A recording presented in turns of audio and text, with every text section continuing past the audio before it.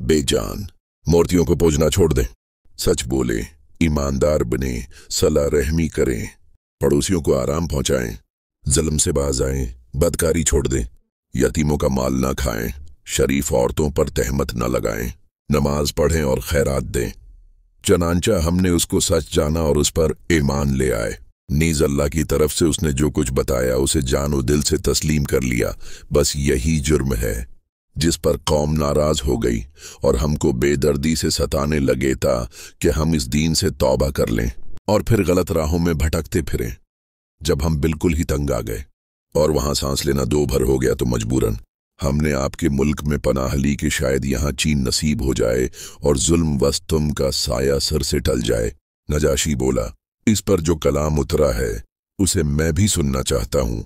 क्या तुम्हारे पास कुछ मौजूद है? हजरत जाफर तो मौके की तलाश में थे ही। उन्होंने इंतहाई सूज के साथ सूरह मरियम की चंद आयतें सुना दें। नजाशी पर इन आयतों का बहुत असर हुआ। चानांचा इस पर रिकत तारी हो गई और आंखों से बेतहाशा आंसू अबल पड़े। वो इतना रविया की दाढ़ी भीग गई। जितने पादरी वहां मौजूद थे उन सब का भी दिल पगल कर रह गया और आंखों से बेअख्तियार आंसू जारी हो गए। रोते रोते उन सब की भी दाढ़ियां और सहीफे तर हो गए।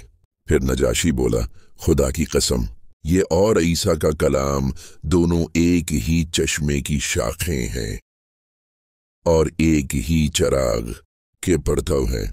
फिर उसने कुरैश के सफीरों से कहा, वापस हो जाओ, बखुदा अब ये तुम्हारे साथ नहीं जाएंगे। इस तरह उसको मुसलमानों से खास हमदर्दी हो गई और उनको जालिम दुश्मनों के हवाले करना उसने गुवारा न किया। कीमती तोहफों को उसने नफरत और हकारत से ठुकरा दिया और सफीरों की एक बात भी सुनने को तैयार न हुआ। चनांचा वो दोनों अपना सा मुन्ना लिए वापस आए और मुसलमान हबशा में आराम व इत्मीनान से रहते रहे। ये सिलसिला भी जारी है।